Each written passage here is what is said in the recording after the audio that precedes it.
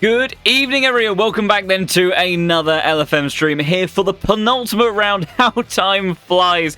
Yes, we are at round number 11 of the Case King Pro Series, where we are heading into the Nürburgring for what could be the end of the championship. In terms of that fight for P1 in the standings, Tinko Van der Velde, after the season he has put together, an exceptionally consistent and strong performance from the Audi driver, has put himself in a position where even relatively comfortably he could end up taking the championship with one round to spare if he has a solid race today. But as we know in the Pro Series, anything can happen. So we'll have to wait and see how all that plays out. And it's exactly the scenario that we had at a very action-packed, busy and emotional race last week at Paul Ricard, where it went all the way down to the final laps. We had strategy options at play at Paul Ricard, and Luke Whitehead, Niels Narks and Tinko Van der Velde put on a show all the way to the very end. And a little bit of a nudge of a speed boost from the German saw Tinko, saw past Luke Whitehead at the end of the Mistral Straight, and with that, with the tyre advantage that he was holding on to and the pace advantage that he had as well, managed to take another victory. And whilst he doesn't sit at the top of the standings in terms of total accumulated points, that still sits with George Boothby, that when you apply their drop scores across the season, that Tinko very much is in a mighty strong position indeed. And to give you a little bit of context as to how strong that position exactly is, even if George Boothby were to take the race win this evening, Tinko would have to finish a minimum of P18 to take the Pro Series Championship in Season 11. And then there is a whole mishmash all the way further down the order of where Tinko would have to be. And even if George was to finish in 8th, Tinko only has to finish a 29th place to get enough points to seal the championship. So considering that he hasn't, I don't believe he's even finished outside of a podium position when he's participated in a race so far this season. So it's going to be tough, I think, for George to take this one all the way to Bathurst at the season finale next week. But we will be kept on our toes, I'm sure, in the Nürburgring, a formidable circuit in its own right that has all of the fantastic, legendary corners that we are very much used to. And let's have a little bit of a wander around the Nürburgring just to familiarise ourselves with 15 turns of 5 and a bit kilometres or so of action-packed goodness. Going down towards the hairpin, this could get crazy immediately on the opening lap. Plenty of opportunities into turn 1, but the race is not won at the first corner. Reminder to all drivers to stay safe out there. Then wind your way through the next sequence of corners before this really cambered section. Nürburgring has such a flow to it, and it's all about getting the car hooked into the camber, get the rotation done for you by the track, and then eke out the power on the exit and really stretch the legs down all the way to the Dunlop curve at turn 7 through the Schumacher S. It's tricky corner in certain cars. Some cars love it through there, but the Mercedes, for example, quite understeery, so tend to run a little bit wide on the second part of that apex. Set up the exit through turn 11, climbing the hill through turn 12, flat out easy across most conditions, and then this is the tricky one, this final left-right chicane in the closing stages of the lap, particularly in qualifying where drivers are going to be hitting that at tremendous speed to really try to get all the lap time they possibly can. It's a very difficult one to hook up, and it really is one of those corners that distinguishes whether or not a driver is going to be successful in qualifying and in the race as well, because corner cuts play into effect. They don't want to be getting any drive-through penalties, and consistency through that part of the lap is very important as well, because with overtaking opportunities down into towards turn 1, you need to be quick through that chicane in order to really keep those options and opportunities alive in the race. I have to see how everybody gets on with that one. We'll make our way over into the server. Drivers will be doing their final few moments of practice, where they'll be trying to dial their cars in and seeing exactly how they can extract the most amount of lap time from this circuit. Potential for some level of changeable conditions, I do believe, for tonight's race. And, you know, the Nürburgring is such a challenge in itself, even when you're in perfectly optimal dry conditions.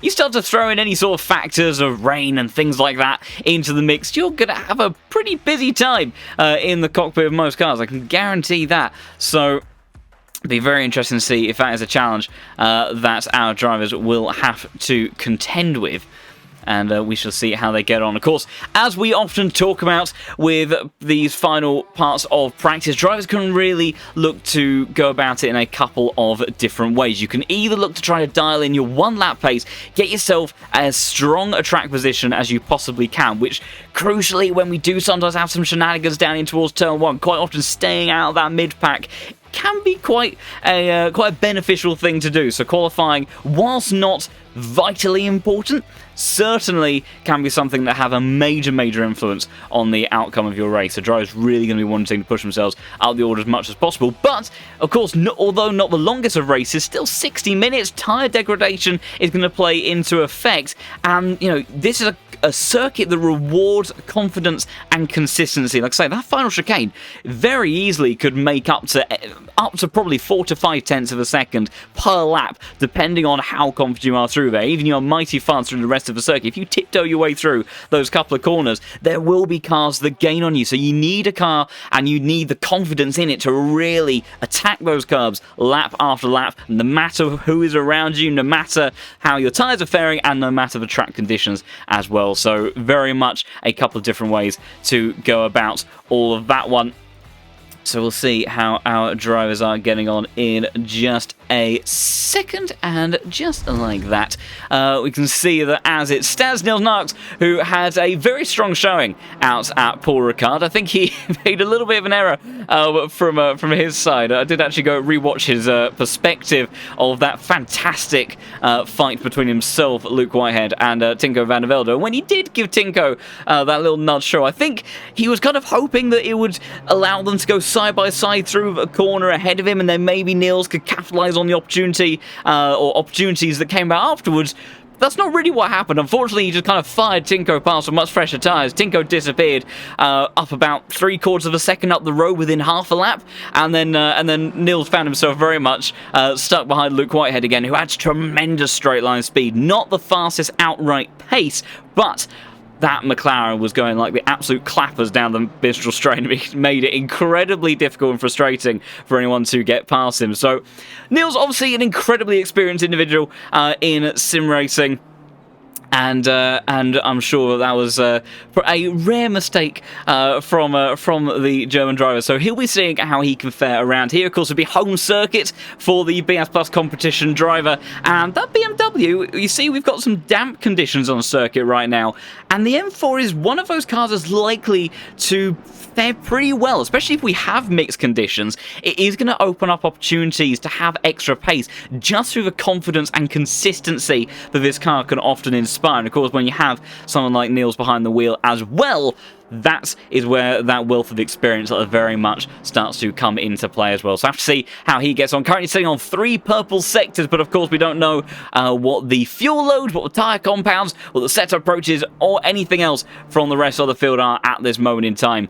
So in the closing stages of practice, it could all very much shuffle around. But with damp conditions at least on the horizon, it does bring some very interesting premise going into the next session. You can see we've got greasy conditions, so we've got some level of drying taking place in the circuit at the moment. We don't have any additional rainfall, but the track isn't the hottest either, so any changes in conditions potentially not going to take place too quickly. So if we do have rain, it will probably be present for a relatively significant amount of time. So we'll have to see how everybody gets on as final laps coming through at the moment. See Grant Carreca's last season's champion, who really has not had the Season 11 that we would have expected. Of course, made the switch over to this 720S Evo, a car taken by many a driver in this field for Season 11, but it just hasn't quite unlocked the pace for him. I mean, George Boothby's done a very good job of finding pace. Luke Whitehead quite clearly showed that car had pace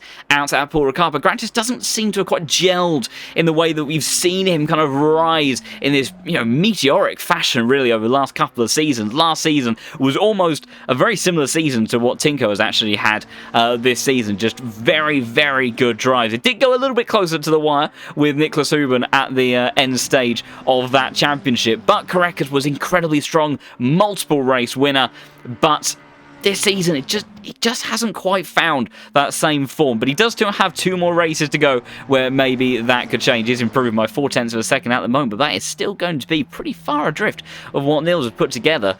So I'm not 100% sure that's going to be entirely representative into qualifying, but certainly is an interesting benchmark for us to be facing. And it looks like, oh, this is going to be interesting. So we've got dry or greasy conditions, no more rain in the immediate future, but look at the weather. 30 minutes time we will have light rain, but we've got that gap.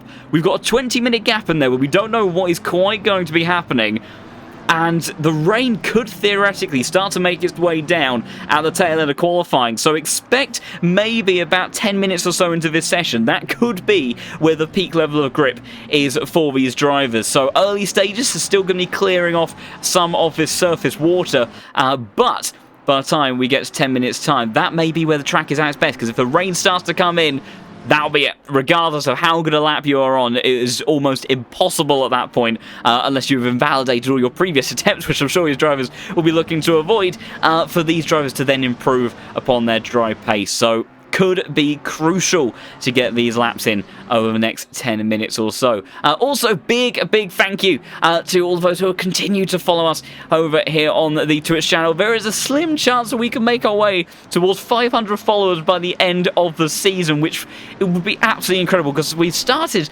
over here on Twitch just a few races ago, about halfway through the season we moved over here, and it has been a very warm welcome from all of you that have come along with us over from the YouTube channel, which is also closing in to 3,000 subscribers. So maybe a couple little milestones that we could hit in the final 2 rounds of this season. Of course, all of the VODs for the last few streams over here on Twitch, if you do want to go back and relive the action or catch up with any bits you missed, they are being uploaded to the YouTube channel, so do have a bit of a look over at those. So a couple of milestones potentially in the works and pipeline, and closing out what has been a fantastic season once again. But we'll go for a little bit of an onboard with the reigning champion of the Pro Series, Grant Karekas, looking to put the first lap around here at the Nürburgring and see what he can do qualifying. And watch out for these tricky conditions. See a little bit of damp patches dotted around the circuit, braking around the 75-meter mark. A little bit hesitant on the entry with the steering, and a kick of oversteer to suit as well. The McLaren does struggle a little bit in the slow speed acceleration. Then patient here through turn 2. You see him fighting the oversteer on exit. A TC trying to keep the back of the car planted, but you also want the rotations. Very easy to just go into understeer central when you've got these slightly non-ideal conditions. He rotates the car nicely, kick of oversteer, careful to not invalidate on the exit through there. And now as you make your way, perhaps not quite so far into the right, because you want to catch the greasy part of the track on the main tarmac, but hook your way through the camber. You see, you really want to make use of the dry line and get the camber to do the work for you. Don't have to work the tyres as hard as you might expect. Same here in towards Dunlop Curve. A little bit of a double apex often for drivers through here, so you kind of use the momentum, then take the banking as part of your braking zone, hook it back round, straighten up the exit, and then carry out all of that momentum up through the Schumacher S's. Use a little bit of an outside curb and entry just to let the curb and car hook its way into the apex, using all of the track that's available through that sequence. Carries much momentum up towards the 100-meter board, in towards this left hand. A little bit of curb usage from McLaren, stepping out on the outside of the corner, and then patience through here. Commit to the power as early as you can, but be careful of that gravel on the exit, because you will invalidate and lose momentum on the climb up towards the top of the hill. Flat through here, easy part of the circuit, but now here comes that chicane. McLaren, not the most ideal car for this scenario, braking around 75 meters again, clips the first apex, bobbing his way through there, but just about manages to keep those oscillations under control, and then through the final turn on the power as early as he can, again twitching the back of that McLaren on exit, but does manage to straighten up in the end. And for Grant Karekas, it will be a 57.6, and look at that, the rain is increasing in 30 minutes, but it looks like these drivers are going to be escaping that rain hitting the circuit before the end of this qualifying session, as 10 minutes time we will still have sun above this racetrack. So expect the times to continue dropping, and that potentially means they will be the last person across the line that could end up going quickest, because when you have these conditions are getting ever faster, you want to be the last car on the circuit. You want to see this circuit with the least amount of surface water that it possibly can have. Meanwhile, Marco Bischoff, of course, two-time Pro Series champion, hasn't taken a race victory now in quite a while. Unfamiliar territory for the K Kramer Racing Esports driver, who, of course, another driver who has shifted away from the Porsche over to his Lamborghini, and Carvey seems to have had a pretty good season in overall and has maintained some good consistency across the championship. He still finds himself certainly in contention within the top 3 as it stands. I think a kind of a relatively easy P3 in the standings at the moment, although it's pretty nip and tuck with Niels as well, because Niels has one less race to his tally. So, of course, in these last couple of rounds, there could still be a bit of a shift between them, but Bischoff has generally been very competitive. He's going very quickly at the moment, 6/10 up on his previous lap time. The top of the timesheets is Matteo De Campo, the Italian for Thomas Enger Sim Racing in the number 9 McLaren, but he was the last driver, one of the last drivers to set a lap, and you can already see Bischoff 0.8 seconds, so is Delfanta. Tinko Van der Velde is up by 0.6. Aiemolo's up by a second on his lap time, currently sitting in P6, but it is this man, Marco Bischoff, that is fastest of anybody at the moment, although Delfanta is giving him a pretty good run for his money behind. Carreras does improve, but so does his teammate, and the man is trying to keep his championship hopes alive. George Boothby, 56.8, first into 56s, but his teammate goes one better, then Niels, then Delfanta on a 56.4. What about Marco Bischoff? I'm not sure if he is going to go faster than Delfanta or Aiemolo. No, it's Aiemolo in the other Lamborghini for Ballas Esports, the number 18 car, who is already going purple in towards the braking zone. Actual fact was just the Lamborghini ahead of Bischoff. So that final sector from the Italian, of course, one race win already to his name so far this season, and has returned to the series. Had a fantastic return in terms of performance, and of course still wearing that very touching tribute livery for his teammate and good friend Christian Colagrosso, who unfortunately we did lose last week. But Aiemolo performing very well once again, extracting good lap time, and currently sitting in front of Tinko Van der Velde, who is trying to close out the championship today. Sits P2. He'll want to close this one out on a good result, but this is more than enough right now from the Audi driver. But with the track constantly improving, there is every opportunity for someone further down the field to get themselves up into pole position at the end stages. Marco Bischoff finding time as well, 6/10 up for him. Aiemolo just up ahead, only 3/10 found in the opening part of the laps. Of Bischoff looking to go fastest of anybody potentially on the next batch of runs. What about further down the order? We've got Albin Manson actually just further in front. He is 1.2 seconds up on his lap time. That would see him jump all the way up to around the top 5. So that's how much time is coming about in the forms of track evolution at the moment.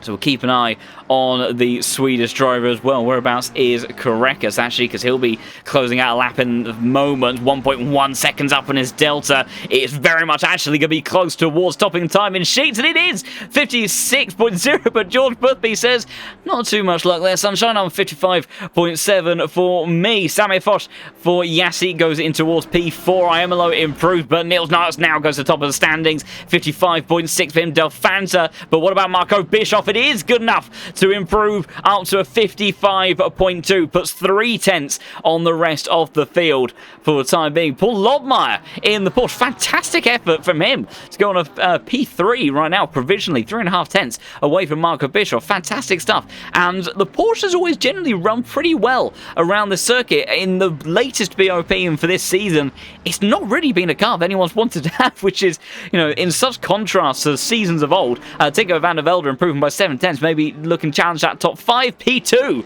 for the young Dutchman, who's now got himself towards that front row. That'll be a pretty happy spot for the Dutch driver. But yeah, the Porsche, a car that, you know, you could always bank upon being, it would at least win, you know, probably 3 or 4 races per season, would be up there constantly challenging for the title, and would always really be a competitor at every circuit we went to. And this season, that has just not been the case. But the Nürburgring, especially with these mixed conditions, might change that. Because that first sector It's all about agility and acceleration. That's where the Lamborghini also actually finds quite a bit of its time. You see a little bit demonstrated there with Bischoff's purple sector in the opening part of the lap, because it's all about having the slow speed cornering agility and the grunt and acceleration out of each of those. And that's something that the Porsche does better than anything else. Also braking, very, very important in those heavy braking zones, especially in towards turn 1. So the Porsche, exceptional through that part of the lap. It's also got good overall traction, good downforce through into the likes of this middle sector in the Schumacher S's, where you need that confidence that the car's just going to continue to rotate and kind of naturally rotate its way through a sequence. The problem with cars like the Mercedes, for example, is after the opening 15 minutes of the stint, those front tyres are going to start to wear away quite a bit, and it does start to become a little bit of a handful in order to get through parts of the lap like that. And sometimes you will see drivers even having to lift through there in order to make it.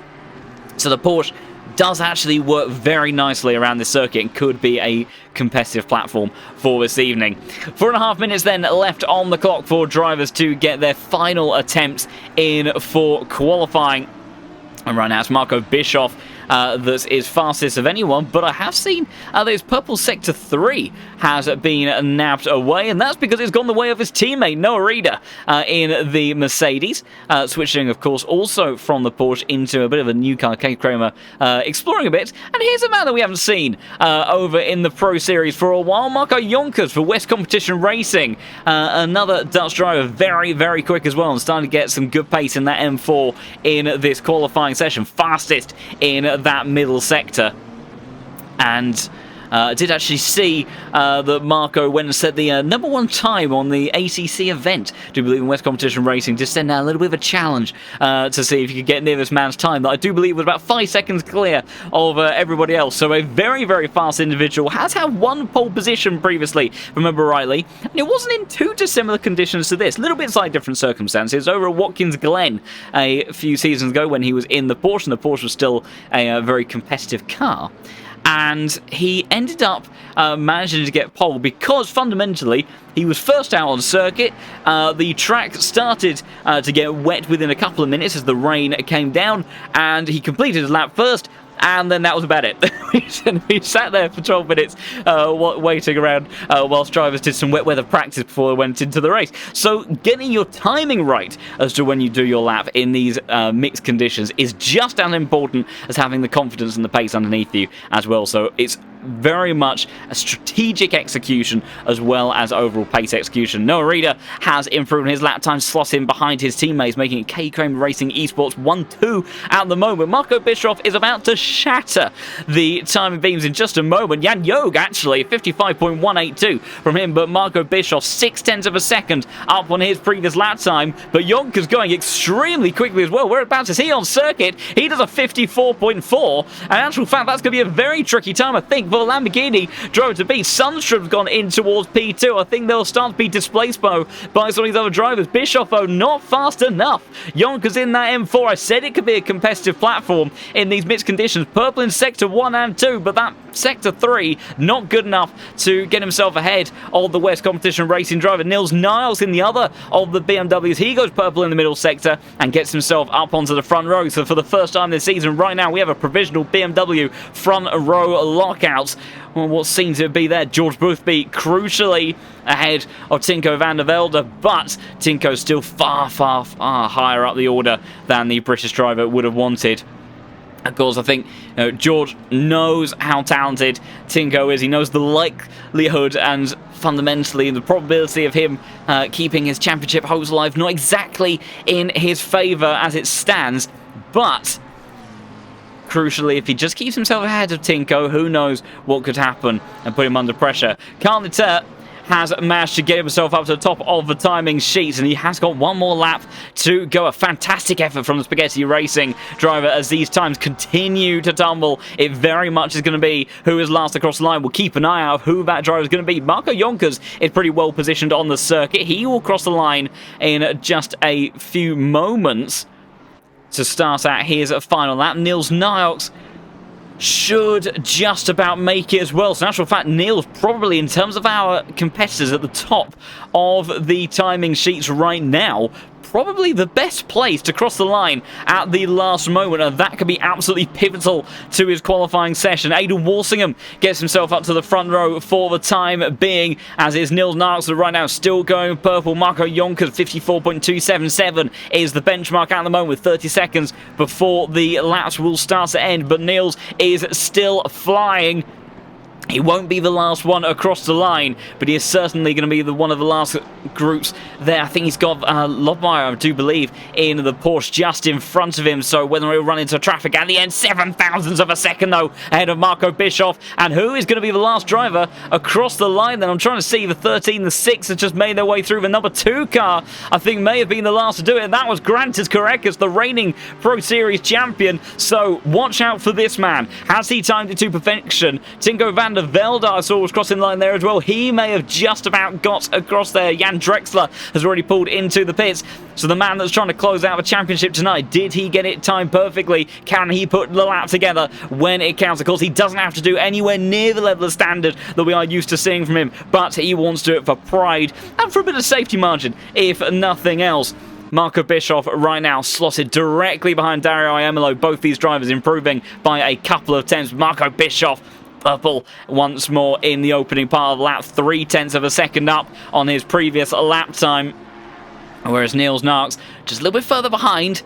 Only 7,000ths of margin in hand between these two times at the moment, and their deltas are about 1/10 of a second apart, so it is game on between these drivers. And Marco Bischoff right now looking like he is the one finding the extra lap time in these closing stages of qualifying, as more drivers. Jardier up into P3, can't get pole, but a good effort there from him, but won't improve any further. De Campo sits in P4, but these times are continuing to drop as the circuit gets drier and drier. No rain on the horizon for anyone in the closing stages. Marco Bischoff almost pushing Iemolo along through the chicane. It won't have helped him, but he has looked to have kept up the momentum, I think, fairly well, as more drivers finishing their laps. So what would it be from these first couple of drivers across the line? Marco Bischoff looking to go for glory. Iemolo goes up to P1 provisionally for a moment, but Marco Bischoff drops the time. What about Nils Narks? It's going to be extremely close. He'll get a little bit of a tow from Lobmeyer towards the line. I don't think it's going to be enough, so it's Marco Bischoff right now. What about the likes of George Boothby? Can he do it? Only good enough for P3. Tinko Van der Velde rounding out the time. It's going to be extremely close towards the line, and he closes out the lap. No, it's P2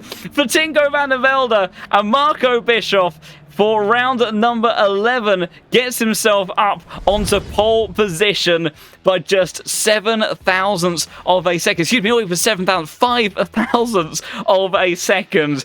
Fantastic stuff from the two-time Pro Series champion, and whilst he has been continuing to adapt to that car and finding more and more confidence time after time, hasn't necessarily shown the exceptional form that we saw from him a couple of seasons ago that would quite warrant those 2 championship titles, but it's performances like that, the consistency of this season that he has put together with the podiums and sitting very, very strongly in this championship, that is a reminder to all of those in the field why this man is the number 1 in the server, why he's number 1 on the LFM platform, and I think very likely has the longest consecutive amount of days in total now. It's chopped and changed a little bit between himself, Trevor Wenham, and Grant Correcas, but this is a man that you can never underestimate, and a fantastic performance from him in that qualifying session to make the statement there. Tinko Van der Velde on the front row as well. Not quite where he would have wanted to start, but still an opportunity where he could potentially look to explore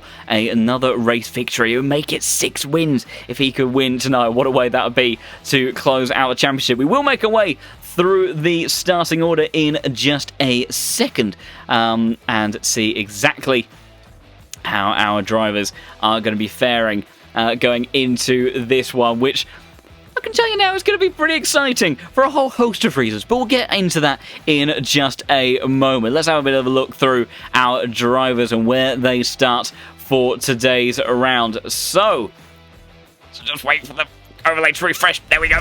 Marco Bischoff starts on pole position then for K-Kramer Racing Esports. Another pole position towards his ever-growing tally. Tinko Van der Velde, your effective championship points leader, and the man that can close it all out tonight with one race to spare, starts in P2. Nils Darks, another strong qualifying from the BS Plus competition driver, and maybe he'll be able to do something special in the race tonight. He starts P3. George Boothby trying to keep his title hopes alive with his championship rival 2 positions ahead of him. Starts P4. Dario Iemolo starts in P5 for the number 18 car, and he'll be looking to see if he can get his second victory of the season. Jarnier with a good qualifying, and I think he'll be pretty happy with that one. P6, I know he's had some technical issues. He had a disaster last week with equipment failing on him, and then I think he had a game crash, all sorts, but he has come back with a bang, a smile on his face, I'm sure, as well, and be looking to see what he can do in this one. Korekas, his teammate, starts in P7 with Del Fanta, and Marco Yonkers taking P8 and P9 with Mattia De Campo and rounding out the top 10.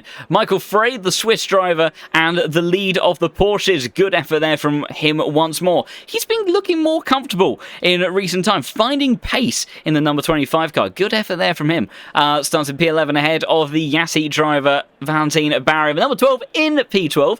A nice build of number organisation here, because Albon Manson in number 13. McLaren starts P13 as well. Vincent Broel, fantastic debut in Split 1 from him, and that number 30 Ferrari starts in P14. Great effort there from him. Paul Lodmeyer went towards the pointy end of the time machines briefly in that session, but as the track dried out, didn't quite dial in the pace when it mattered most. And same goes for this man, Aidan Walsingham. He'll be a bit disappointed with that one starting in P16. Carlenter for Spaghetti Racing in the number 14 car. He starts in 17th place, with Marco Wong returning to the series as well, the man from Hong Kong. And he starts in 18th place. Jan Drexler starts 19th in the next of the BMW M4s, with Frank Briat in the next of those STL Esports McLarens. Sees a way towards 21st place with Sasha Vassner in that very recognisable LFM liveried Mercedes car with Eric Conrad. A very distinctive livery on board that car as well, Yeet Esports, with often a whole host of cars across many different championships as well. And Eric representing that team tonight. Dan Adverton in the number 32 car starts in a 23rd position, so a nice little palindrome there if you do like your numbers. Samir Foch in the 21 car starts 24th, with Jan Yog in the number 26 McLaren. Starts 25th place. Nico Pendon, the next of the BMWs, he starts in 26th position. We saw him gain a huge amount of positions in the opening part of last week's race, and he'll be looking to do the same here at the Nürburgring as well. Oliver Hagstrom, and that says P7 in the championship standings, in terms of overall points total. I think that might shuffle around a little bit when we start taking into account those 2 drop scores. But a man that's had a very good season, just in terms of consistently banking in decent points. Dennis Vietschalker starts 28th with Jonathan Clifford, and Michael Sundstrom rounding out the top 30, with Lukas Schneckenberger coming back to the championship and in the Audi. So it'll be interesting to see how he gets on for Spaghetti Racing. Luca Balconi in the number 35 Ferrari, he starts in 32nd place. Tony Mahoney in the number 34 car starts in 33rd place. And then this man, Noah Reeder, who looked like he was going to be in that pointy end of the field in the closing stages of qualifying, just didn't put the lap together in the end, and is the first of 3 Mercedes at the back of the grid. Tobias Nurse starts in 35th position, with Marko Badowski in 36th place. And that will be your starting order for today then, and we'll have to see how all our drivers are going to fare. And if you have a little bit of a cheeky look over at your forecast, in 10 minutes time we've got rain on the way. And remember, these drivers, they have a mandatory pit stop, and they have a mandatory pit stop window. So if they do change their tyres in the opening 20 minutes of this race, before the pit window opens, they will have to make another pit stop in the second phase of the race. So how do you play it? Do you try to stretch out those slick tyres up until the rain arrives, then get onto the wet tyres and then hope that it stays raining for the rest of the race? Or if it dries out, you could end up on tyres that are just burning out towards the end. And I happen to know a few things about that here at this circuit. Trust me, not a good idea. Terrible a lot of explosions in the final part of the lap, and you're mostly pointing backwards, and a few people will laugh at you, so they won't be looking to do that. So we'll have to see how they get on. A lot more better judgment than I had a few years ago when I made that mistake, so I have to see how they do that. But I tell you what, that's not a good sign. Look at the plus symbol on the rain on the way. So it looks like the second half of the race could very much actually be played with some very, very heavy rain. So possibly likely that these drivers will look to make that switch to the wet around maybe... the rain is going very quickly up. In 10 minutes time, we've got very heavy rain on the way. So we could see a two-stop from certain drivers, because otherwise they're going to be looking to do, you know, potentially 20 minutes and 10 minutes on slick tyres of very, very wet conditions. We'll have to see how it all plays out, but trying to seal the championship today, Tinko Van der Velde, will it be a 6th win of the season for him, or Marco Bischoff take a victory to his tally? It's lights out here in round number 11 of the Nürburgring in season 11 of the Case King Pro Series drag race between our front runners. 3 wide in the background, Iemelo, and that is also George Boothby in there as well, I think Jardier, but it's the lead for Marco Bischoff, nicely negotiated through there. Tinko Van der Velde not taking any risk, as all of our drivers seem to have made it through fairly safely, as Kareka sending one up the inside on Niels Knox, gets himself up in towards P3 and trying to see if can he do anything about Tinko Van der Velde, who's gone wide. An uncharacteristic error from Tinko there, and Grant Kareka sweeps around the outside. He may not be in contention for the championship this season, but he shows exactly why he was the champion of last season. Kareka's trying to make life difficult for the man that's looking to take the championship away from his teammates, and gets himself up into P2. Dream start for Marco Bischoff. A little bit of shenanigans further down the order for a couple of cars. Samuel Foch, Jan Jog, I believe, involved in those incidents as they drop to the bottom of the order, but that rain is looming, and we'll have to see what decisions have these drivers made. Tinko, for all we know, I think these drivers surely must all be on slick tyres as it stands at the moment. We can actually do a little bit of a check looking at the sidewalls of these tyres. Although, looking at that, looking at Tinko's car, I can't see a yellow sidewall there. I'll have to do someone might have to double check my thinking on this one. I can see the yellow sidewall on board Marco Bischoff's tyres, and as well, that was the wrong camera. Now, that would suggest to me, if I've remembered my markings correctly, that a yellow sidewall, that is the dry slick tyres. If somebody is around further down the order, that is Lucas Schneckenberger that has gone around. It's all kicking off in the middle sector. Iemelo's dropping massively through the field, and I can tell you why, and that is because some of these drivers have started on the wet tyres. They only want to make one stop. They are hoping that this rain is going to come sooner rather than later, and these tyres are going to be screaming in the meantime. Look at Lobmeyer. He has soared through the pack, presumably on dry tyres, is up 9 positions right now, and he is making use of the dry track whilst it stands. Bischoff 2.6 seconds clear of anyone, so this is all to play for right now, because our 2 front runners, I do believe, are on dry tyres. Tinko is the lead wet runner out there, but Lobmeyer is absolutely slicing and dicing his way through the pack at the moment. Number 16 car driving like these drivers are AI. We've got Pro Series champions, multiple time race winners, some of the legends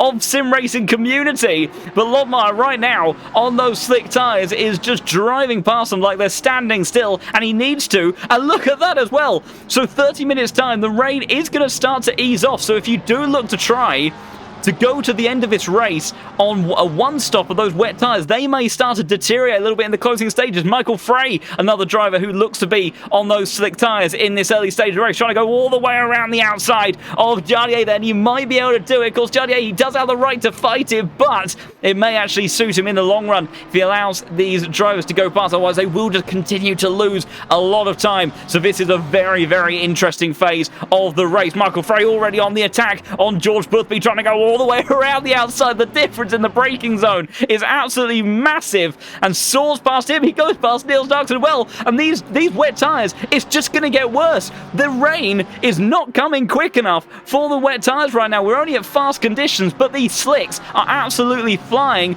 But is it equivalent to an entire pit stop? I don't know yet. Tinko Van der Velde now being reeled in by Paul Lobmeyer. who is up 11 positions after less than 2 laps. I'm sure by the time we make our way towards turn 1, it's going to be 12 position to his tally. In actual fact, it may even be by the start-finish line, as Michael Frey in the background trying to get past some more drivers as well. Drag race between these two, and there's the rain. There's the rain. So now, slick tyres, how are they going to fare over the course of the next 10 minutes? How quickly are those wet tyres going to come back into form? And how much damage has been done to the wet tyres in the meantime? Because the graining would have fired up very, very quickly.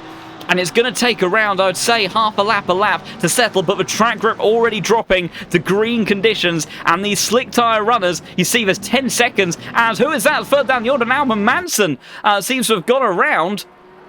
I'm trying to check in with him, although there's possibly a little bit of some graphic wonkiness, because, of course, right now the pace differences are going to be very, very confusing for the overlay, because we've had slick tyre pace in not quite dry conditions. Now we're over in sort of wet conditions. The dry tyres still look like, as of right now, that they are the faster tyre, but immediately we are starting to see it balance out between the slicks and the wets. But it is going to be crucial about how much have those wet tyres been damaged. I'm not sure they've been damaged by an entire pit stop worth. That is the crucial difference, and you can see on the traction zone that not in favour this time around from Carl Letaire, and in actual fact Nils Narks starting to pull away there. So we're about to see all of these positions from these drivers that flew their way through the field start to make their way back down the order. And I think Jonathan Clifford has had a little bit of an issue through the Schumacher S. It's very tricky to keep up with what's happening here, because we've got a lot of drivers that are going back and forth, up and down the order. And where this is going to put everybody is going to be incredibly difficult, because look at that. Oh my goodness. Okay, so the weather, the way that things are changing, by the end of this race, we could head back towards dry conditions. So maybe the dry tyres in this early stage of the race, maybe it is a good idea. Because if you go for wets now, maybe you can pit for slicks in the second half of the race. This is actually crucial. Jan Jogans then made a mistake in towards those final S's. Some of these drivers really starting to struggle for grip between these different tyre compounds, as we've still got Nils Narks and Carl Letaire. So it's slicks versus wets. It's still not a completely open understanding as to which tyre is fastest. And right now Neil's got deep under brakes in towards turn 1, and Carl Letaire around the outside. Here he goes in the number 14 car. Fantastic move from the Porsche driver, and he gets the job done and up into P6. So maybe there are still opportunities on the horizon, and I don't think we're going to know how this race is going to play until the closing stages. Nico Pendon 16 positions. I told you he would make up positions on the early laps. Not quite the same way that he did it out last week at Paul Ricard, but it doesn't matter how you do it. If you can get the job done, that is all credit to you taking the gamble. We'll have to see how it plays out, but up 16 positions right now, giving a lot of trouble to the back of Jardier's car. And that M4 is going to be liking these conditions. Now we're in damp territory. Surely the wet tyres will start to come into a bit better effect. But of course, how badly have they ballooned over the opening 7 or 8 minutes of this race? Because it's going to take a while for those pressures to drop, the temperatures to drop, and whilst they are still all elevated, the graining, the degradation is going to be so heightened. I reckon that you might want to look at around 5 to 10 minutes time going onto those wet tyres, and then at the very end portion of the pit stop window at the 20 minutes remaining mark, then gamble for those slick tyres, because I reckon in the closing stages of the race, that may be where the pace is, and there's going to be a lot of drivers that are going to be crying out for grip. And right now that is Jan Drexler through the middle part of the lap. Oliver Hagstrom goes through, and Jonathan Clifford maybe wants to go through in just a moment as well. Checking in on our leaders, Marco Bischoff right now leading the way by 4 seconds ahead of Grantis Korekas and Paul Lobmeyer, bringing Michael Frey along with him. Michael Frey still very, very quick over the last couple of laps. Still, actually, it was Bischoff who was fastest of the group, 59.255, swapping of positions between Veit Schorka and Manson. Same as well for Del Fanta and De Campo towards the first turn. Yellow flag out for the number 35 car. And we'll have to check in on some of this as Del Fanta's got a little bit deep in towards turn 1. De Campo trying to get the car stopped as Narks and Nitter actually start to swap positions as well, as the wet tyres do start to come into effect once more. And now as they make their way in towards the next part of the lap, Del Fanta still leads in front of De Campo. Then in this scrap for P11, P12, Marco Yonkers versus Iamolo now. Iamolo sent the number 24 car towards the outside, and now it's the Yassi driver of Valentin Barrier that's trying to get stuck in with all of it and see if he can go around the outside of the M4 in towards the left-hander. Oh, it's going to be very tricky, a little bit deep from Yonkers. Valentin, can he set up the exit towards Dunlop Curve? He can't. The M4 hooks the car into the camber and then keeps a position. Meanwhile, down out of the Dunlop Curve, it's getting very, very busy. Sorry, the corner before, excuse me, as we have Manser, Wietschorger, Hagstrom, Tony Mahoney, Drexler all battling amongst themselves. Nils Knox has got back up into P6, and now look at Natur struggling. He's gone from being the hunt. He saw George Boothby actually had to get on the brakes, and he still managed to there was a little bit of contact by George Boothby there. He's gone very deep, and there's contact again. Not what the man needs. That's trying to keep his championship hopes alive. And Jardier says thank you very much. Sighs his way on the inside. A little bit of bumper-to-bumper contact, but I don't think surely as they make their way up to the chicane, as Nater's going to be struggling even for traction on the run up the hill. He's still giving it a good go in this next part, but it's just not going to be there. The grip, surely, the confidence as well. You can see Jardier just flies away, and in comes Lobmeyer, so he does exactly what I thought he might do as the rain has started to come down. 30 minutes time, we are going to go to light rain conditions. It's going to be a really tricky one in terms of how this all plays out. The rain, though, definitely getting worse in the meantime, so wet tyres are going to be what you want to do in the meantime.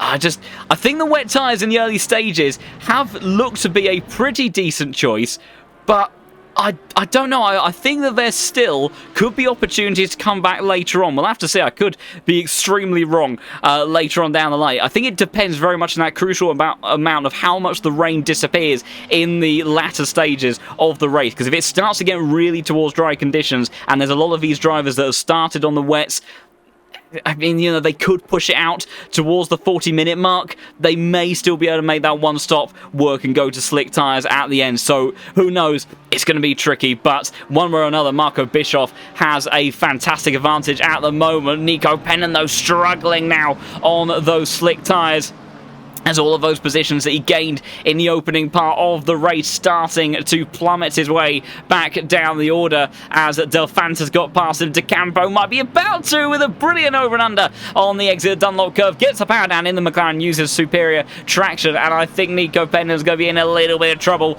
going through the Schumacher S's because he's going to have to tiptoe his way through here a little bit. Still actually manages to maintain pretty good pace, but squirrely on the exit. That's not the sort of feeling you want in the car, but I tell you what, Marco Yonkers actually was in a bit of trouble. Dario Iamolo trying to go around the outside of the West Competition Racing driver. Can't drink that, but he goes towards the outside for the next turn. Can he get the power down? He's got pretty good traction. It's a remarkable exit, but he goes into the gravel, so he will lose the momentum. And now Valentin Barrier, he looks to try to go all the way around the outside on the climb up the hill. This is going to get tricky because Nico Pennon up ahead of him is going to be slow as well. Valentin backs out of that one. We'll go on board with Iamolo side by side between Pennon and Yonkers. Yonkers has to bail to the grass. Nico Pennon almost on the grass on the outside. Iamolo trying to take the pair of them on the exit. He can't do it. Nico Pennon still there. Valentin Barrier in the diffuser as well. Pennon a little bit of wheel-to-wheel action on the exit. Shoved out wide. Drops 3 positions in almost as many apexes. So Yonkers up to P11. Iamolo 12. Barrier P13. And Nico Pennon drops to 14th place. Nils Narks now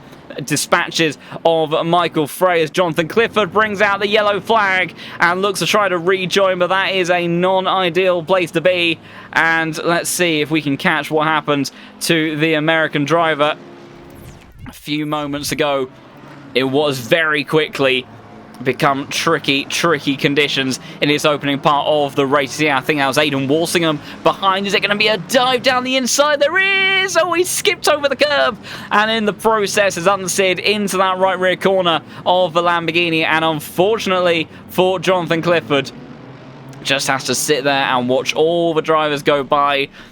could have potentially rejoined a little bit sooner, dare I say, if he had maybe kind of just tried to tighten up that rejoin line. But, of course, appreciate the caution more than anything. Scrapping between Dan Edvardsen and the McLaren and Mikael Sundstrom. And up ahead of him, actually, there's a big fight going on between Tony Mahoney and Vincent Proel. A little bit of damage by the looks of it on the rear of that Ferrari. A bit tatty at this phase of the race. So not ideal from him, as we have already crossed over 450 followers by quite a margin. So thank you everybody so much for support on the stream. Wheel-to-wheel contact on the exit Dunlop curve then between the M4 and the 296 as they go onto the Schumacher S's. And for reference, the likes of Michael Frey still haven't come into the pits. Number 23, that's Nico Penman that's brought out the yellow flag. So the man that gained 16 positions in the opening 2 laps has now dropped to P15, and that is not where he would want to be right now. We need to catch up with any battle that we possibly can, because there is absolute chaos going on up and down the field. And I tell you what, it's exactly what we had in Paul Ricard last week. You could not predict it at any moment. We had fight after fight. It's for a whole different reason. But look at that, 30 minutes time. It is going to be dry, so or at least there will be no more rain on the circuit. But it may still take time for the rain to disappear. And absolutely, Niels Narks is on the move. 202.7 from him. IAMLO setting up the inside 3 wide, and that's got messy. Contact with number 18, Valentine Barry might be the one to take them all on the exit, trying to make it 3 wide at turn 2. Surely that's not going to work. Del Fanta, of course, a race winner so far this season. Barry around the outside of IAMLO. Stewards will surely be looking into that one. Go on board the diffuser of Del Fanta. We look at the scrap between the McLaren and Lamborghini. Still contact between them on the opening sector as the Spaghetti Racing car. That's IAMLO around. Carletera is going to try to fly past a pair of them. Valentine, will there be a penalty? Is the 14 car trying to send one up the inside? Can't make that move stick. But let's see if we can catch a replay of what happened there, as it was IAMLO, the man that won the race a couple of rounds ago. And let's see it from his perspective, actually. So we're going to go through the next portion of right-hand. In actual fact, let's change camera angle here. Because there you see Valentine just went a little bit wide. Oh, he got a massive bonk on the back when they came out of the corners. So there'll be a damage on both the front and back of the McLaren there. And I think it'll be diffuser damage for the Porsche as well. Sorry, front split damage for the Porsche as well. So unfortunate there for IAMLO. But Niels, as we were just talking about a moment ago, is moving along very, very quickly, as is Tinko Van der Velde. Both of these drivers are about 2.5 seconds a lap quicker than the front two, so they are really finding some fantastic pace at this point of the race. Meanwhile, it's getting very busy for this far, almost 3 wide in towards the chicane. Please don't do that. That's going to end in disaster. Michael Frey is very slow through there, and he opens up the opportunity for Yonkers, as that is Matty DeCampo trying to set up the exit. Frey left towards the outside, trying to make those slick tyres live as much as he can. He's done a pretty good job, in all fairness, bearing in mind number 25 car started P11. He's still gained 2 positions out of this. He may still hold on to that by the time they get to the pit stop phase, but where it's going to fall away from him potentially is that he may have to take wet tyres to the end of the race. Meanwhile, all these guys can take these wet tyres to the end of the pit window and then pit for slicks. So for Michael Frey, not sure in the end the strategy is going to work. I'm becoming more and more dubious of staying out on these slick tyres. I think if you were going to start on the slicks, you need to do the double pit stop on the wets. That's the only way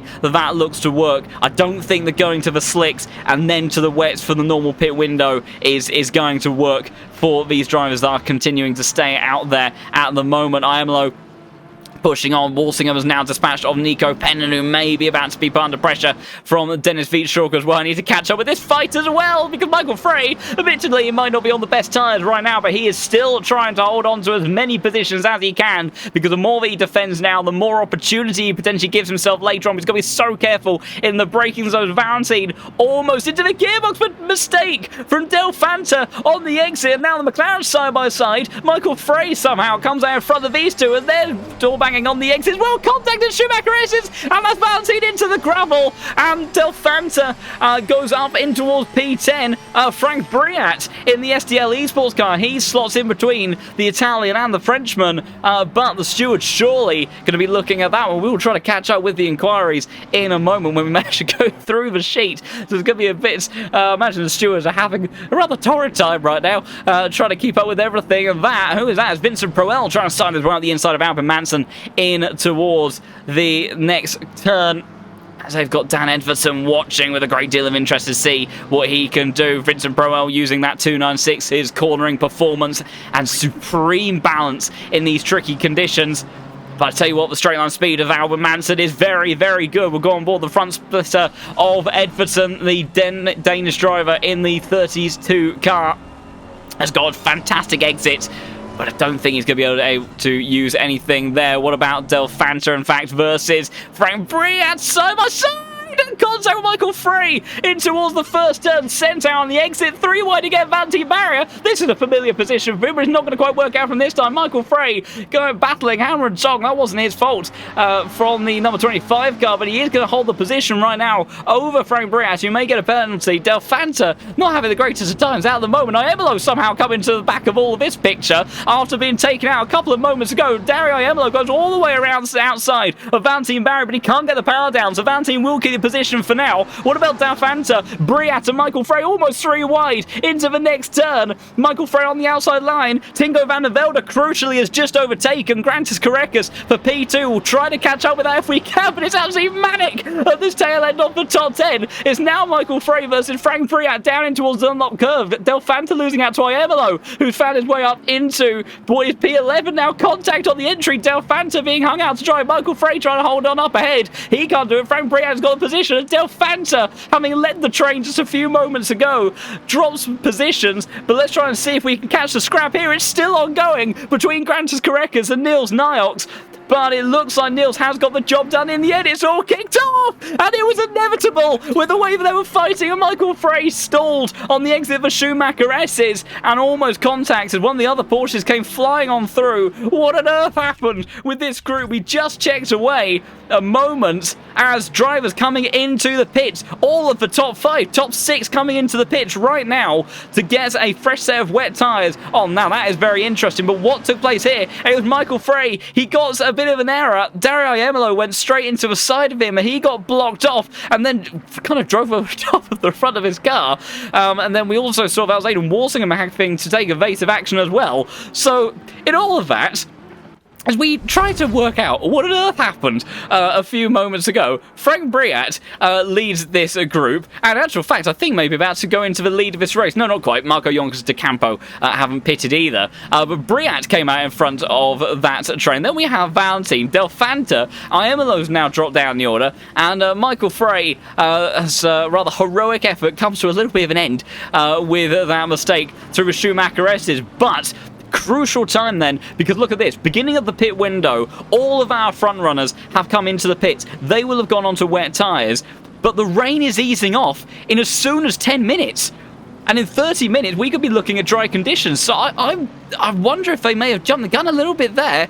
I think those drivers that started on the wet, but are going to see the stint out a bit longer, I think they could be in a prime position to do something pretty special in this race. I don't think that this is going to be a straightforward race victory for Marco Bischoff, Niels Nags, Tinko Van der Velde, Correcas, all of those that were looking at that pointy end of the group. We'll have to see how it plays out, but I think this is all still very much on the cards. Jan Drexler losing out to Noah Eder now for what is P13. You see Marco Bischoff has come out down in what is now 20th position as he goes past Jonathan Clifford. Of course, these drivers are going to have to contend with a bit of traffic as well, because they will be a lot faster. They're on fresh wet tyres in properly wet conditions. Even the drivers that are around them, they're either on slicks that they've had since the start of the race, which they really probably shouldn't be on at this point, or they are on tyres that have ballooned, degraded, overheating, all of it.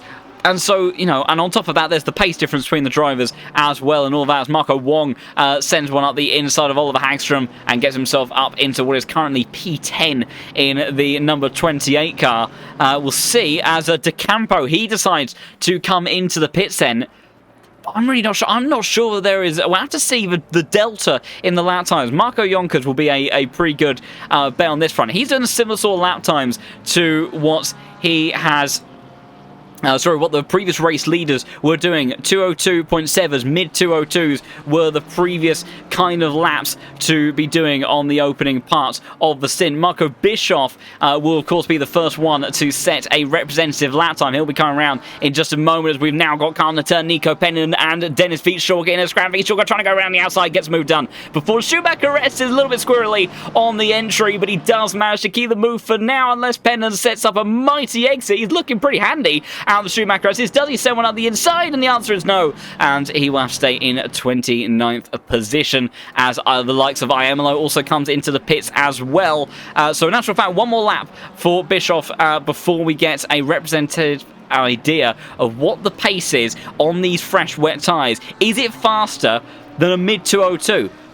Is it fast enough over a 202 to compensate potentially for a whole nother pit stop? I'm not sure. No Reader going around the outside of Oliver Hagstrom, who gets all caught up. Tobias Nurse sends it from downtown, goes down the inside for the next right-hander, hooks it into the camber, gets the move done over the Swede, and up into 9th position he goes. And white flag out for Valentine. That's just for him coming out of the pits. We will check in, of course, with the stewards in just a moment. But it's been a pretty busy time elsewhere on the circuit, so I have to see if we can have a look at that. So let's see if we can try to keep an eye on when we think the action may be about to take place. In actual fact, gaps have opened up briefly for just a moment, rather miraculously. So instead, we'll stick with this man as we wait for his lap times to come through. And in the meantime, we will take a bit of a gander at the stewarding sheet as Marco Bischoff on those fresh wet tyres is going to go past Tony Mahoney in the BMW. In actual fact, so is Garantis Crackers on Jonathan Clifford, who's going to lose out to George Boothby as well, who almost got wiped out on the exit with the Lamborghini, struggling heavily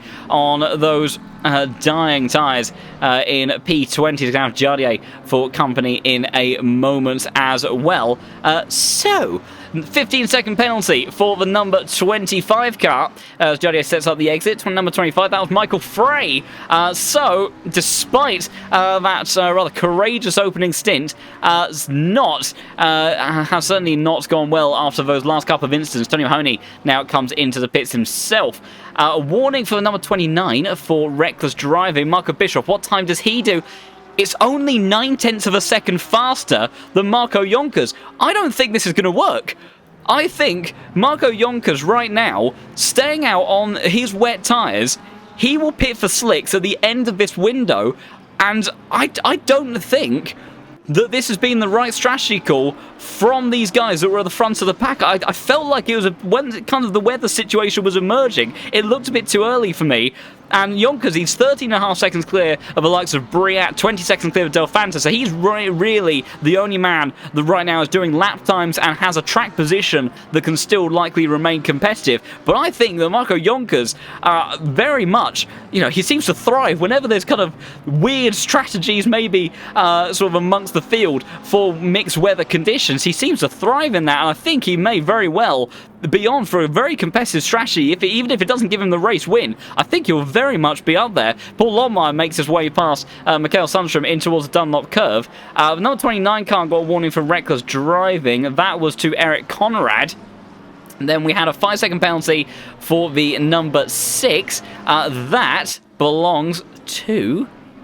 Who does that belong to? That is Sasha Vassner, all the way down 29th position, so not ideal for him whatsoever. As Marco Jonkers, another 202.2 from the Dutchman in that number 24 BMW. Not looking like he's losing pace anytime soon. And Marco Bischoff getting traffic as well. Not ideal. And Mikael Sundstrom, he doesn't have to hand these positions over. As Paul Longmire, of course, he was the first man to go onto those fresh wet tyres. And if these other drivers do still have to do another pit stop, the likes of Bischoff, Correcas, all that... Look at that, Paul Longmire, I said, with the when he pitted, he has come out ahead of who was your race leader. So he may still actually be in a relatively competitive position come the end stage of this race. It might not all be over for the number 16 car. Let's see what Marco Bischoff does across the lines. Gav Drexler to contend with 201.8.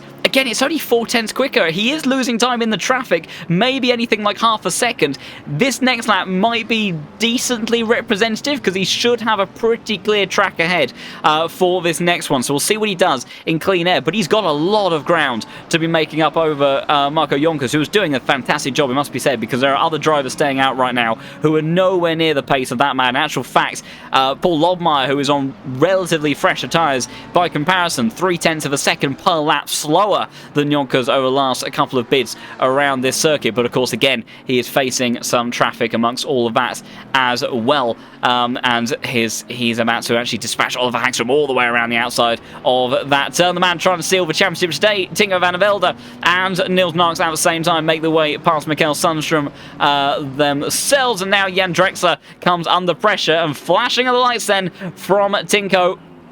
Can he get down the inside and towards the Dunlop curve? He's got to be a little bit cautious here. Of course, he doesn't need much. He's still in, weirdly, still in championship winning position right now, considering where he is in the field. So he doesn't have to do much, but he'll want to at least walk away from here with the podium as he looks to push on. But in actual fact, he's got some bigger problems right now because the man that helped him win last time out, Niels Narks, giving him all sorts of grief in that BMW that's really starting to come alive in these wet weather conditions. Some movement potentially on the horizon between those drivers as the number 13 car got a 10-second time penalty. Who does that belong to? That's Albin Manson, who's all the way at the tail end of the grid now. Michael Frey, Nico Penn and Jan Jog all having a three-way scrap of their own now as they all charge towards the Dunlop curve, swapping positions between Sundstrom and Korekas on the charge up the hill. I think Drexler might be immediately shifted out of the way in just a moment. Noah Ida comes into the pits now as Korekas gets past the struggling number 20 BMW, who I think is going to be dispatched off by his teammate as well by the time they get towards turn 1. I think Jardier will make his way through in just a moment as well. As we check back on the fight with Jan Jogin, that number 26, number 23 of Nico Penn. Michael Frey has disappeared up the road a little bit. Jan Jog trying to settle the inside. Very kind from Nico Penn, and not very kind from Jan Jog at all. I imagine Nico's going to be feeling rather green by that. He left car's width there that he probably could have got away with not showing. Jan Jog said, thank you very much, and then kindly gave him a very respectful nudge on the exit. I'm sure that the stewards may have something to say about that. And saw Nico Penn flashing the lights there, not being too happy about that. Marco Bischoff, 201.5 on the last lap. Marco Jonkers, 201.6. These tyres are not finding the pace that Marco Bischoff right now needs in this race. Of course, 10 minutes until the pit window ends. So when that closes, by the looks of it, the rain is still going to be present, but it's going to be light. And we're still going to have 20 minutes of racing where we're going to be entering territory where those dry tyres are very likely going to be coming alive, while those wet tyres start to degrade, balloon, overheat, just like some of them faced in the early stage of this race. So it's going to be, Jonkers, he will have to be patient, there's no doubt about that, but his time might come in those closing stages of the race. Don't also count out the likes of Del Fanta, Frank Briat as well in number 15, Aidan Walsingham. Those that are staying out at the moment could all come good for them. Oliver Hagstrom drops a position as well, and George Boothby, wasting no time at all, follows his teammate through almost immediately. The number 8 car also has a 5-second penalty. Walsingham and Wong into the pits now.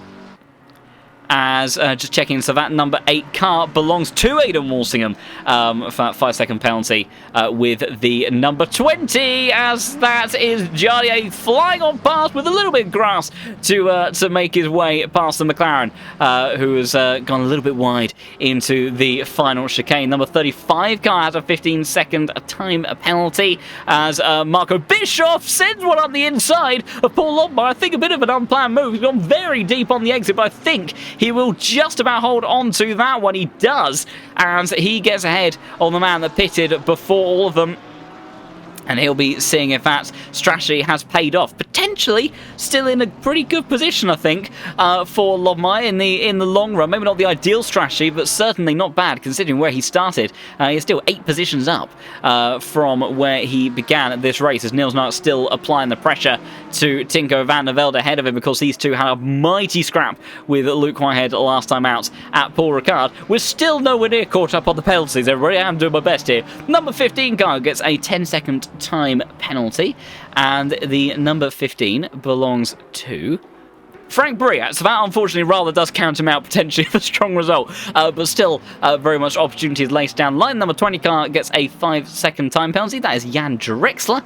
Number 31 also gets a 5-second time penalty. So of course CV stewards have been tremendously busy. That's only 10 minutes into the race, I shall also point out. So it's still going. A 5-second penalty for the number 30 car. That is over to Vincent Proel, so another driver is up there. Marco Jonkers comes into the pits then, and look at that, in 10 minutes time, no more rain. So I feel like Jonkers maybe could have stretched out the stint just a little bit longer before going over to what I presume will be slick tyres, but maybe he knows something that we don't. Maybe he thinks that the drying track will still suit fresh, slick tyres a bit better than these dying out wets, because they have been on those tyres for a very long time. But the likes of Briat, Del Fanta, Vincent Proel, Edvardsen, and all of those other drivers staying out for the time being. Narks, will he have an opportunity to someone up the inside of Tinko Van der Velde? He's thinking about it, but he doesn't make the move. What about Aiden Walsingham versus Marco Wong? So they have a bit of a tussle for 21st position. And we'll see how that one plays out. Marco Jonkers leaving the pits now, and we'll try to get a bit of a close-up here.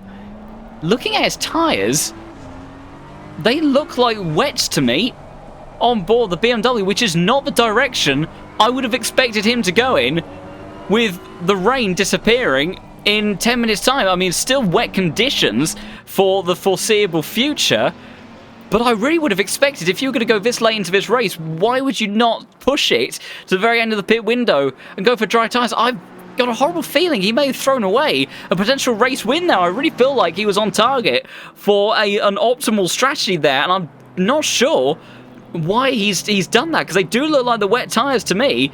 And now, unless he's hoping that the track isn't going to dry out too quickly, it is relatively cold, the wind isn't too high, but I would expect it to be faster in favour of slicks, at least for the final 15 minutes. And I would just expect the pace delta between the slicks and the wets to just outweigh that side of things. So I have to see how it plays out.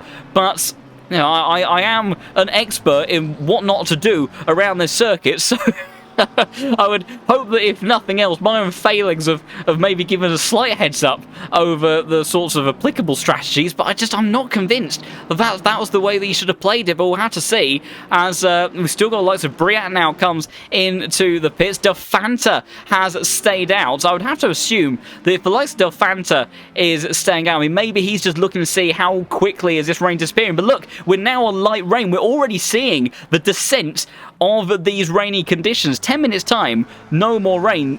30 minutes time, so of course we only have 25 minutes of this race left to go. Very much could be looking at dry at the end of this race, but Niels Narks and Tinko Van der Velde both dispatching of Lobmeyer as they continue their scrap for what is now P5 and P6 in this order.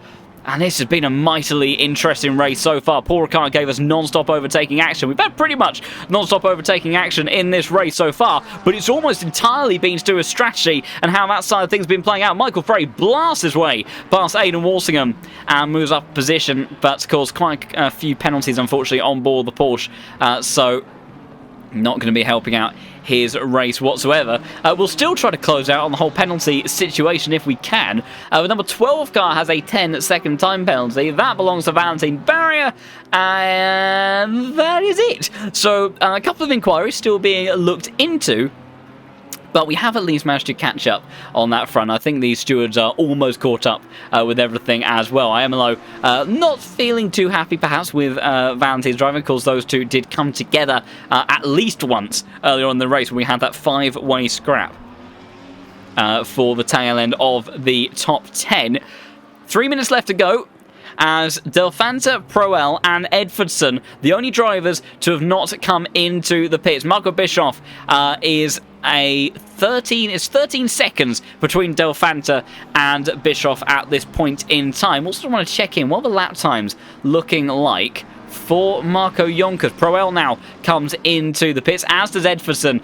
Del Fanta a little bit further up around the lap to be able to stretch out for one more as Lobmeyer comes in as well, so he'll be going for slicks to the end. So he has done that slick, wet, slick strat that I was talking about at the start. Delphanta, I would imagine Delphanta, Edvardson, Proel, they're looking to do wets to slicks, and then we have Bischoff and the rest of these groups that have done wet to wet so far, and I don't know what they're going to do, to be honest.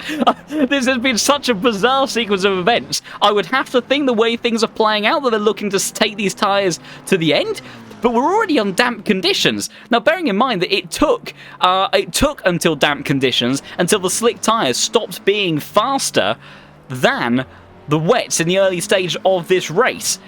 So of course, the wets were under like a bit of extra degradation, so it won't be quite as severe as we saw in the beginning stages, but it's very likely to be a pretty similar sort of scenario, I would imagine. Valentin Barrier and Aiello going side by side once more through turn 2, the inside line for McLaren, although it's deeper on the inside for Aiello, who sends one, and with a little bit of a love tap, in actual fact, I think backs out on the exit to try to avoid getting any sort of form of penalty. I'm not sure if he's aware of Valentin's penalty situation. He should be able to see it, but he is not caring about it too much, wants to get it done on track around the outside as they disappear over the banking for a brief moment. A fantastically brave move there from number 18 on the number 12 of Valentin, still side by side on the exit there. Racing room given between the pair of them, not much, just ahead with momentum in favour of the McLaren. It was good exit on that outside line as he really did slingshot himself away a little bit deep under brakes from the Lamborghini, caught that curb, and a little bit of contact squeezing on the exit. Valentin won't be too happy about that one, but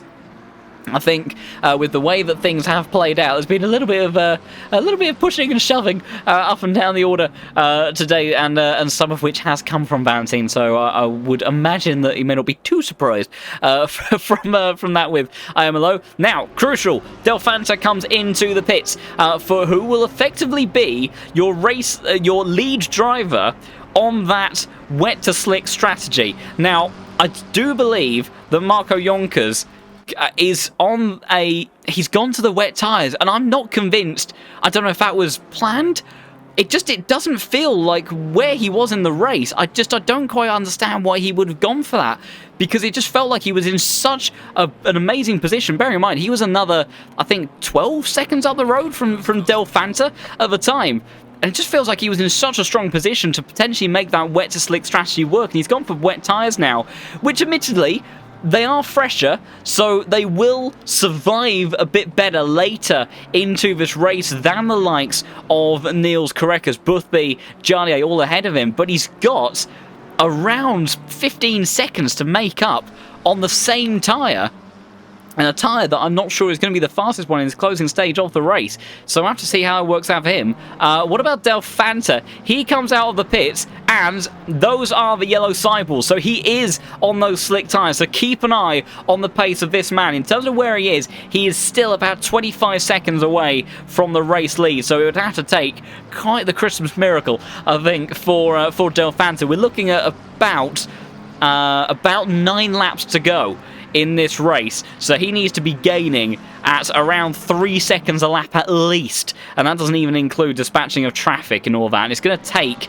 maybe 2 to 3 more laps until those slicks come into effect. So whilst it may not give a race win to Delphanta, it could have played into effect for Jonkers, but we'll see how long it takes those tyres to get quicker. Maybe the rain will lurk around a bit longer than what I currently imagine right now, but the track drying out is certainly going to make life difficult, and so is the likes of Frank Briat behind. As what strategy did he go for? Of course, these two were first and second prior, and Briat, he's on wet tyres as well. So you've got this split in mindset between still going for wet tyres for kind of the safety and reassurance in the meantime, but hoping maybe that the extra the fresh rubber going into those closing stages will provide that bit more longevity so there's not so much of a cliff drop-off. But Delphanta, he's really trying to focus on the end game. Every lap that he manages to stick ahead of these two, who could take themselves out any moment if they're not careful, side by side between Briat and Wong in towards the chicane, and there's contact. That seemed inevitable. It's a big slide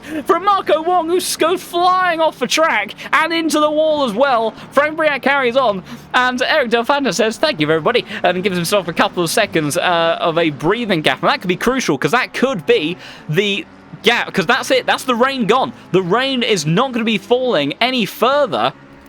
So now it just becomes a case of how quickly will those slick tyres start to become quicker. We'll go on board the rear diffuser, and you see there was contact on the entry and a little bit of a touch of the grass for Marco Wong, just completely upset him on the entry into the turn. And then unfortunately for Wong, as he then regathered himself, rejoined on the circuit, dropping down to 17th position now, and potentially with a little bit of additional damage as well. So not ideal for the man from Hong Kong.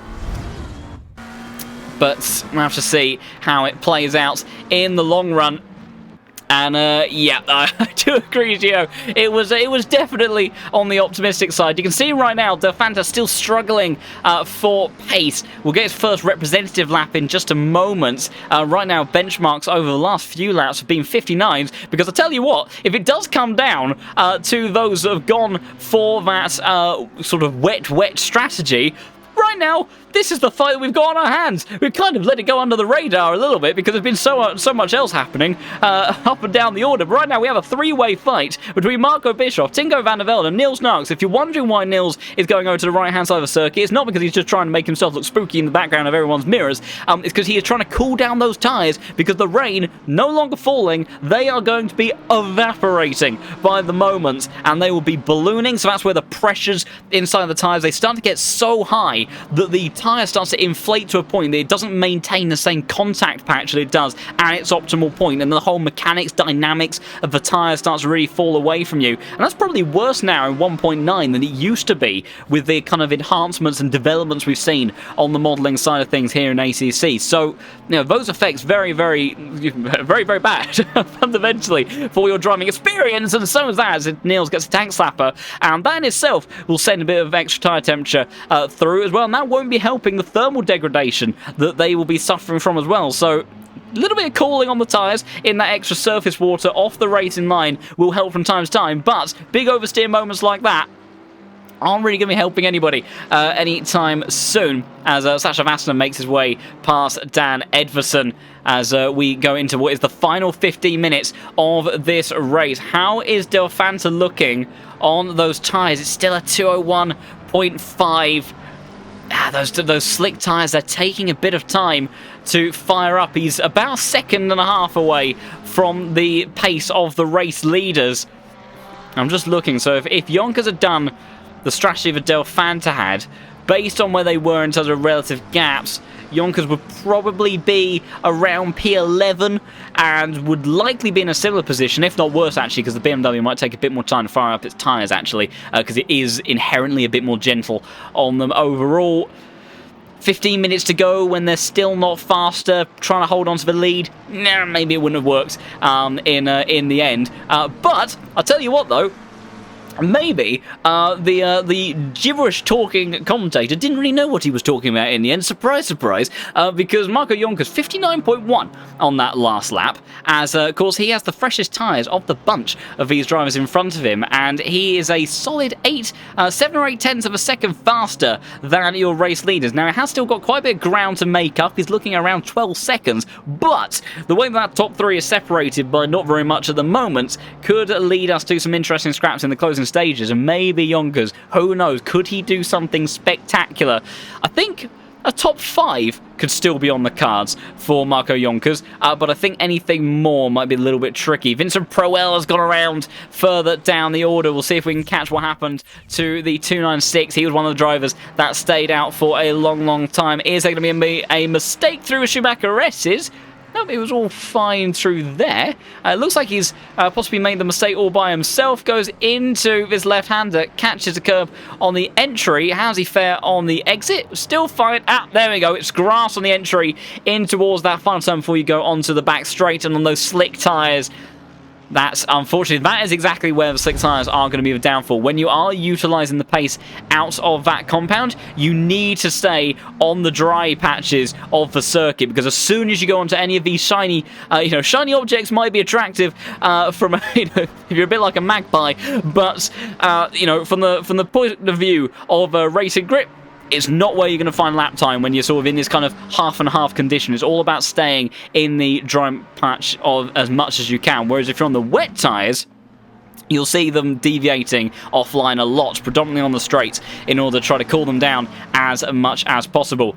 So 12.5 minutes left to go. Marco Bischoff looking to try to get his first race victory in, I think, what has at least been a couple of seasons now, in what is going to be tricky conditions. See all of these drivers pulling over to the right-hand side. It's all very close between these three at the front. Tinko Van der Velde doing more than enough to seal his championship here with a race to spare, but he'll want to do it with a 6th victory to his name. Can he go one better than Grantas Carreras last season? He would need to win this race and the finale to take 7 race victories, which I think would be a new Pro Series record.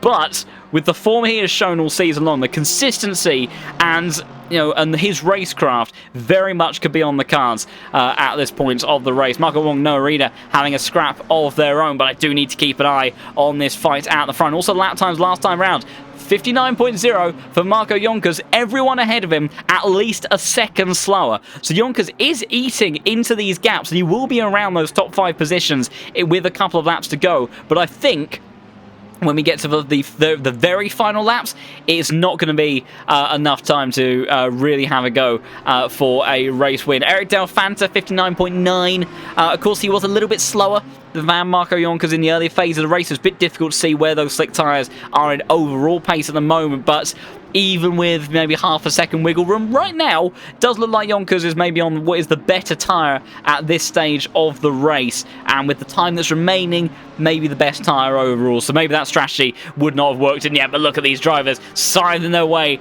through one side of the circuit to the other as they're almost drifting over that right-hand corner up the hill. Tricky one to get right in these conditions, and so is that final chicane. Still windscreen wipers ablaze on Nils' car. I'm not sure if he knows that the rain has stopped. Same for Tinko, actually, but maybe they just do not want to disturb what they currently have, or maybe they can't find the button.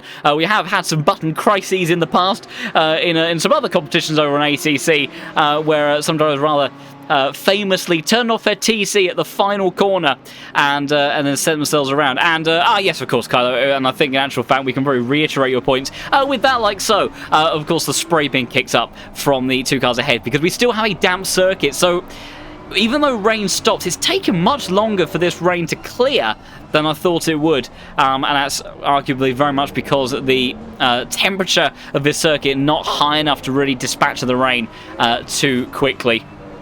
So, not particularly helpful for those on those slick tyres. Just checking on Del Fanta.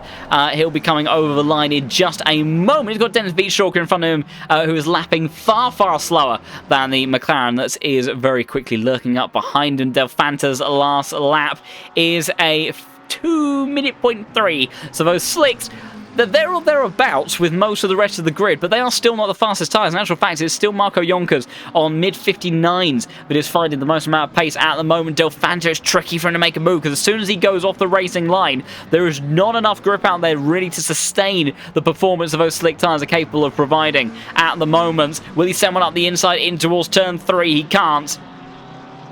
He'll try to be patient here, see if he can set up an exit. Tinko and Neil still applying the pressure on Marco Bischoff. They're extremely close on lap times. Marco just a smidge slower than the 2 behind. It's been a masterclass performance so far from him, and these 3, 2 of which were very much in the top fight over at Paul Ricard, have absolutely put themselves in prime position for race victory once more. Del Fanta, good momentum out towards Dunlop curve as they head down the hill. Don't want to be hitting the curbs into this next apex, otherwise Del Fanta will go flying down the inside and a bit too far, but on this occasion he does get it right. In actual fact, Beachstalker under pressure now from Frank Brias, who goes and scythes his way through, uses the camber of that turn, and that is how strong that inside line can be. That's why it's so difficult to defend if you're on the outside going into that corner. Even if the car is quite far ahead of you into the braking zone, it is almost impossible, unless there is a major grip advantage in favour of that car on the outside, to make the move stick there. Marco Wong and Michael Frey, contact again between these two. They can't seem to get off each other's doors, but Marco Wong holds on to the position for now. Michael Frey is going to be gaining with good momentum towards top of the hill, but the BMW straight line speed is going to start to take over as they head up towards the final chicane. It's also kicking off around the top 5 as well, with George Boothby and Jardier Of course, Jody, I think, would quite happily play rear gunner for George if the championship wasn't quite as cemented heading to Tinko right now as it is. And but of course, George still in a bit of a championship fight with Marco Bischoff, who, if he does come away with the race victory today, could put himself in with a very good chance of jumping to P2 in the standings in the closing stages. Tony Mahoney and Tobias Nurse scrapping for positions as well, around 23rd place, with the BMW driver coming out on top of all of that. We'll check in on this fight. Yellow flag for Emelo, who's gone very far off the circuit there, into the gravel, in fact, for the Italian, who took the race win just a couple of races ago after returning to the Case King Pro Series. Let's see. Looks like, unfortunately, he's done it all by himself. I imagine a bit like we said not to use that entry curb in towards his next left-hander in qualifying. I have a horrible feeling into turn 6 we go, and there you go. Unfortunately, he's just used a bit too much on entry. It's too slippery to use that much of the circuit. Does a very good job to a quite large slide, and he even gets himself into the apex of next turn. That is good car control for you, but unfortunately, just a slight misjudgment on the entry there, not being too beneficial in the end. 6.5 minutes on the clock. That will be 4 laps left to go. And Tinko Van der Velde, the closest he has been in a while, and traffic coming up as well. And Tinko trying to go for the move down the inside, but he's deep under brakes. And Marco Bischoff will take the position back, and so will Nils Nargs. Will he? It's going to be close between the pair of them on the exit. We'll go on board Marco Bischoff, and the rear diffuser contact between the BMW and the Audi on the exit. And Tinko, he holds on to position, but Nils is not going to be happy about that one. And will the stewards have something to say about it? Has Tinko jeopardized his chances of going for a record-breaking 7 victories in this season? He still is only on 5. Only on 5. He has dominated the season in that respect of the tallies, and is very much looking to close out this championship in dominant fashion as well. But if he wants to really cement what has been possibly one of the most dominant seasons that we have seen in Pro Series history,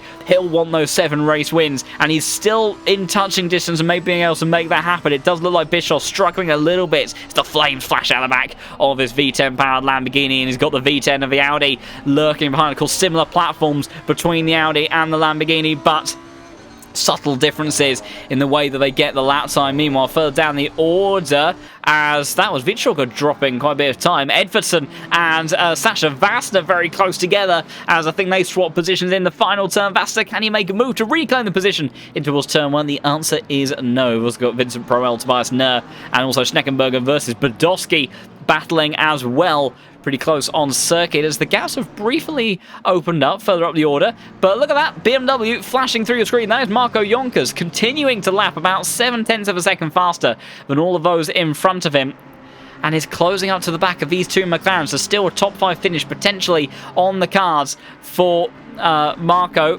as a Delfanta 58.4. So now the slicks are starting to come into their own, and they're 1.5 seconds faster already than the wet tyres. But unfortunately, he's only going to have that advantage for basically the final 4 laps. He is right up to the back of Carl Natter for fighting for P11. But I think after that, I'm not sure he's going to make any further progress in this race.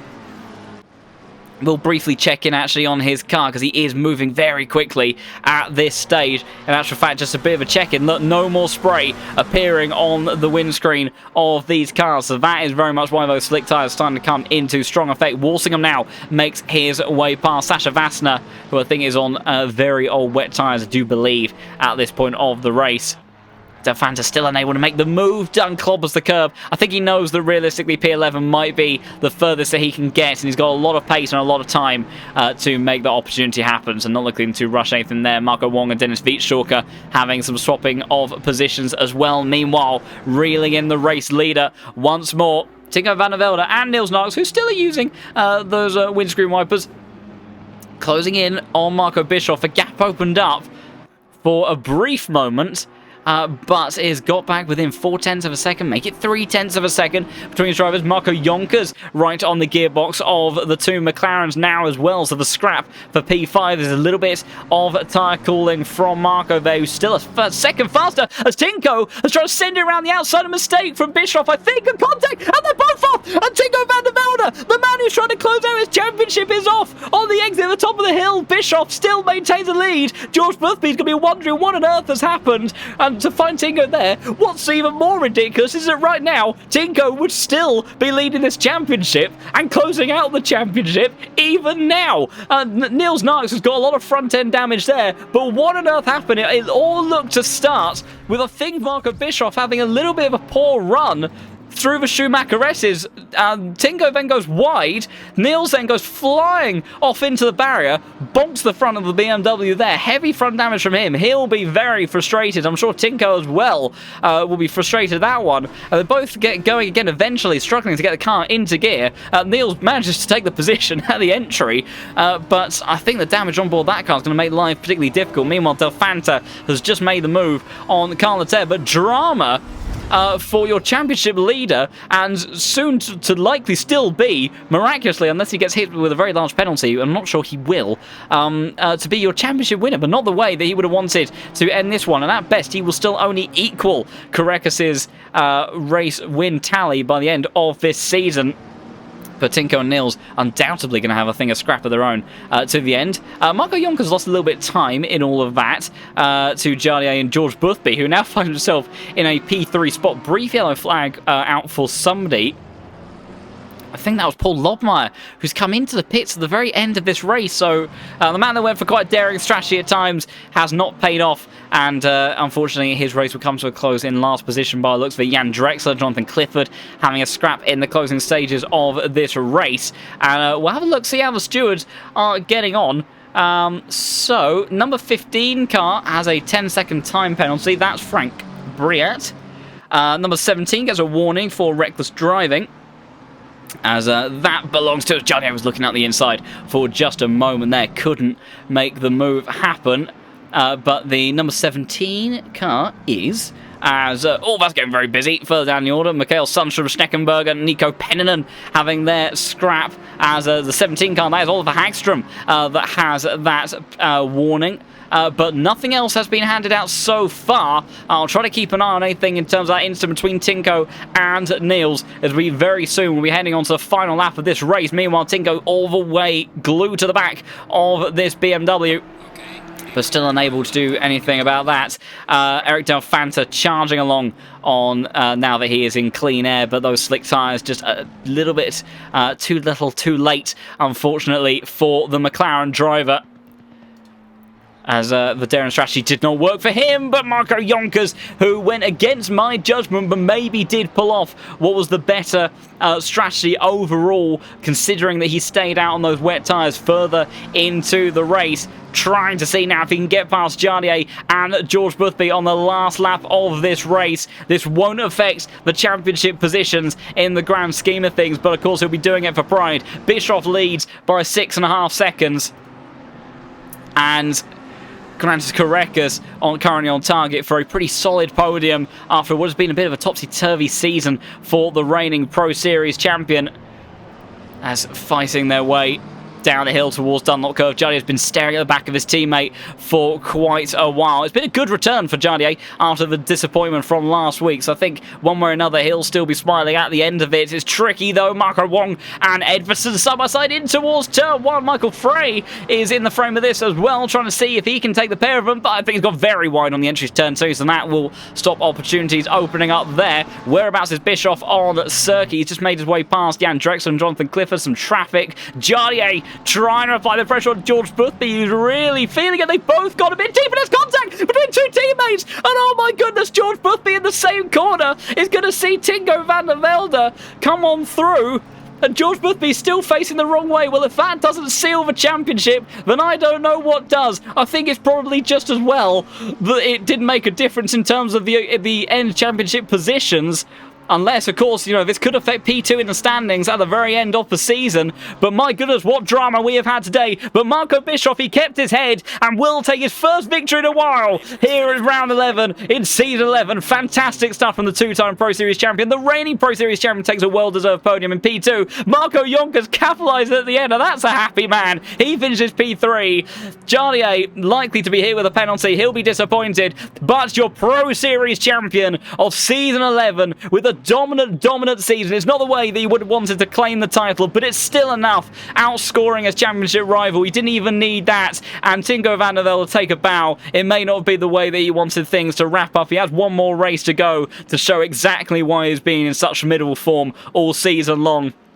But still, I imagine that's a very happy young Dutchman inside that Audi. We've still got fights going on to the line. We've got Wong versus Frey. We've got Walsingham versus Edferson in towards the final chicane. They go trying to see if he can find any opportunity. It looks like he's got the pace. Edferson goes defensive, and it might be just enough. Meanwhile, what's going on there? Marco One's gone wide on the exit of the final corner. Drops the position to Michael Frey. Walsingham trying to carry the momentum on the outside line, but he can't get past the BMW of Edferson. Good effort there from Dan Edferson. Up 6 positions, and number 32 car. Remember, these number plates are based on their ELO in the server, and it's all still kicking off. Oh my goodness, we have a 3-wide moment before we know it in towards the final chicane. That's a way to wrap up today's race, as this is Sundstrom, Tobias Nür, and Nico Bender. There's contact, that looked inevitable, and there's a little bit of lawnmower cutting on both sides. The Nürburgring having a little bit of a haircut in the final stages. Tobias Nür goes kangarooing across the grass. The stewards are still going to be doing things after this race, so I think the penalties or the results we get are very likely going to be somewhat provisional, because there's going to be Jardier's incident, this one as well, potentially, that may not be completed in investigation by the time we get those results through. And look at the weather. If this had been a 90-minute race, we would have already had rain come back again before the end of this one. But I think it's just as well it didn't, because frankly, that was enough drama and chaos in all of that, I think, to keep us going for quite a while in the grand scheme of things. But my goodness, what a fantastic race. Once again, we've been treated to some incredible action, and Tinko Van der Velde, like I say, it's not the way that he would have wanted things to end in that one. Neither for George Boothby as well, and I'm sure there may be a little bit of words in the Veloce Yasheet camp there, as Jardier's smiling return to the Pro Series after last week's disaster, not quite going to plan in the end there. We will hopefully have Tinko in for an interview in just a moment. He's been pretty speedy in the grand scheme of things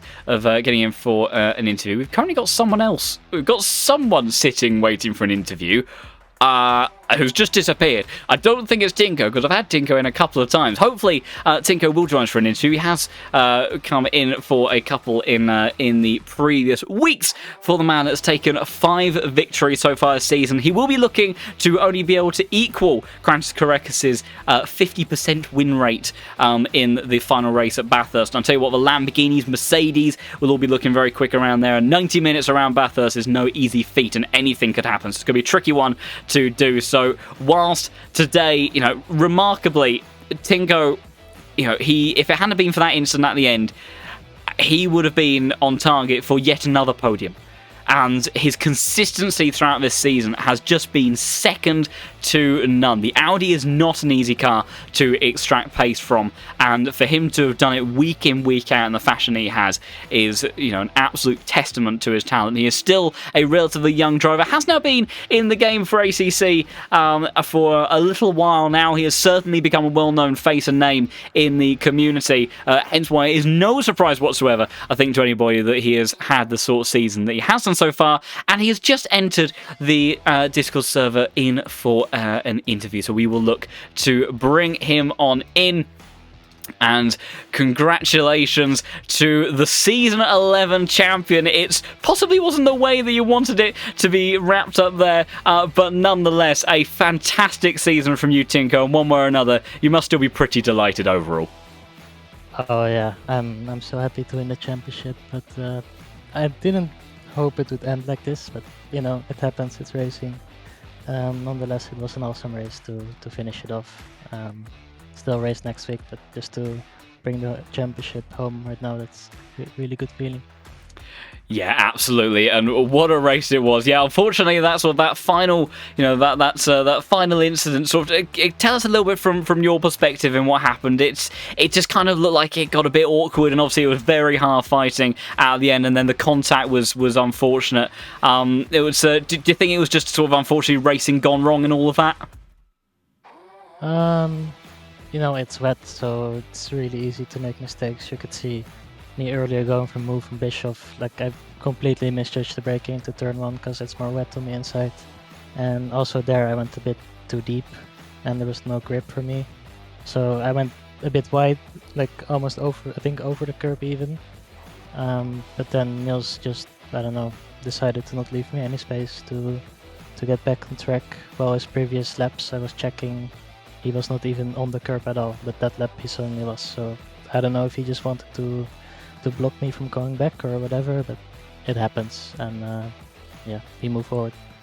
Yeah, absolutely. Unfortunately, when you've got tricky conditions like that, hard racing to the end, it is unfortunately somewhat inevitable. Unfortunately, sometimes it does go wrong. Of course, we saw even on the final lap, it went wrong for your championship rival, George Boothby, who got rather sent around by his sister teammate, Jardier. So, obviously, and I think rather thankfully, in terms of the way that the championship points tally between the pair of you were playing out, it didn't affect that too much in the end. But with Marco taking a win today, who knows what effect that could have by the time we wrap up in Bathurst. But yeah, just before you join us for an interview, we're talking about the season you have put together. Unfortunately, your fantastic run of podiums has finally come to an end with this race. With drop scores, you will still be able to kind of maintain that sort of kind of high tally. But from track to track, you have managed to extract pace out of that Audi in a way that I think very few other people could have done. And I think that's kind of almost evidenced by the lack of people that have that have taken this car for this season. What about it has really does it just suit your driving style, or have you just really kind of come to terms with how you set up that car so that every circuit you go to, that you can always bank on yourself on being a someone that's going to be contending for the win? How has that played into effect for your championship? Yeah, so the car just really suits my driving style, I think. Like super sketchy. I'm always used to that, and I really like oversteer cars. So Audi will always suit me a bit better than, let's say, front engine car. So that helped, and then also I'm driving this car in SRO Esports, so I know a lot about the setups, playing a lot with it, a lot of experience, and also the sorts of conditions, so that's helping with the setting up for the races and the qualifying sessions and staying really consistent. And also the setup shop I work at, Hyma Setups, also helps a lot with just knowledge about setups and making the best setups. So yeah, really want to thank Hyma as well to be part of the team, and yeah, it's really good. Yeah, fantastic stuff. And I have to say that it's, I think, a bit of a rarity to hear someone, the reason why they love a car is because how sketchy it is to drive. That's a fantastic way to describe it. I must say, in races, it's not the most nice thing to drive with the sketchiness. It's but in qualifying, I like it. Yeah, because it's a bit of a double-edged sword, but yeah, if you can hone in that pace and you're confident to be able to extract it, that yes, I suppose it's a little bit easier to tame in the long run. But I think that just goes to show. So the reason why you have Muppets like me that do all the talking in the commentary box, and you have the pros like yourselves doing the talking on the track, because yes, I think if I was in the Audi, I'd be facing backwards for more than half the time.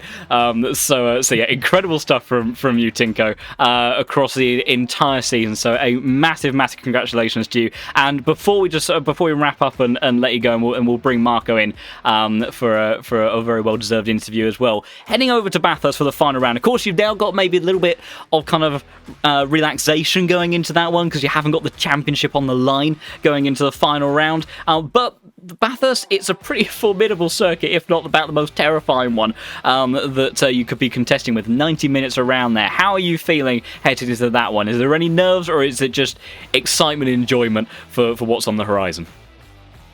Well, usually my Bathurst races don't go well, so I'm a bit nervous. Every Bathurst race that I do, I get really nervous, because a lot of the times I just crash and it's race over. I've lost like a few championships even on the track by crashing. So also this year in SRO Esports I crashed there twice in Skyline. So yeah, pretty hard circuit for me to stay consistent, but with nothing on the line, it doesn't really matter, so I will feel less nerves, of course, and maybe I can deliver a good result this time. It's possibly a little bit of fear put aside that this championship didn't go on the line then at Bathurst, but yes, maybe this one will be the one where you end the season on a higher Bathurst. Fingers crossed for you on that front. But once again, big congratulations to you, Tinko. Thank you for what has become quite a regular appearance in the commentary box. Testament to your incredible performances, and we look forward to seeing how you wrap up the season over at the mountain next week. Thank you so much, and well done to Bishop for winning. Thanks a lot, Tinko. Fantastic there to hear from your Season 11 champion, but kindly handed over in a rather nice way over to your race winner today, Marco Bischoff. Fantastic to see you at top step podium once again. It's been a long time coming, some might say, and as you've been dialing in pace with that Lamborghini, but finally today it all came good. Big congratulations to you. How are you feeling? Yeah, thank you. It was a long time ago. I think last season. I don't know which track it was, but it's a long time ago. The last win, and today, it was a little bit a gamble to the beginning of the race because it was chaotic weather today, and some drivers were on wets, some on slicks. I choose the slicks, and overall I think it was the right decision because I had a gap. I think 5 or 4 seconds when through the pit stop, and it was great. The guys behind me were very fast to the end in the rain, and then they crashed out. It was a shame, but for me it was like perfect, and it's great to be here on the podium, on the first place again. Yeah, absolutely. Because because of course you've also, since the last time that we had you in the commentary box, back to being the #1 man on the LFM platform. So congratulations on reclaiming that title as well. Obviously, Kareka's had that for a while. So you continue to extend your days at the top of Low Fuel Motorsport. But a very tricky race from strategy perspectives, and that was a pretty busy fight that you had on your hands. You had Tinko and Niels both in hot pursuit in the closing stages of that race. And Tinko, he sent one move on you, but you handled it beautifully in terms of the over and under. And when Tinko came flying past, did you think at that point, that was the race win gone, or you got a lot of experience? Did you have the confidence? I can get him back on the exit. What was the feeling inside the cockpit at that moment? Yeah, I think I saw he was a little bit late on the brakes. It was like, I think, 10 or 20 meters too late. And then he goes a little bit wide. So it was, it was easy to switch back and got P1 again. And then, he didn't get another chance to overtake me. And as I said, then they crashed out. So it was very tricky to be on P1 at the end. So it was one of the craziest races I've ever had in Pro Series, I think. It was certainly a crazy one to commentate and watch, I must say. And it gave us a lot of drama and fun to dig our teeth into. And also heading into the final round for next week, you have very much brought yourself potentially back into contention for P2 in the championship, because drama on the final lap as well for George Boothby, being sent around by his teammate Jardier and dropping him some crucial positions in the process. You taking a race victory here may very much have brought yourself into contention, but we were just talking to Tinko about his previous lack of success, shall we say, over the mountain, and rather fears of what Bathurst can bring. How are you feeling in the Lamborghini heading to that one? Do you think it's going to be a good track for you? Do you think that you can look to maybe take 2 victories on the bounce, or is it going to be a case of just trying to stay alive and see how things play out? I think the McLaren will be very good, and the Audi too, but the Lambo is good on Bathurst, I think. The big advantage from the Lamborghini is the top speed there.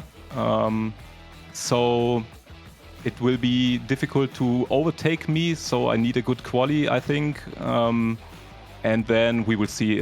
First, you need to finish on this track. and I hope it will be another podium, but it will be very difficult in this series. But we will see. I hope it will be a great final.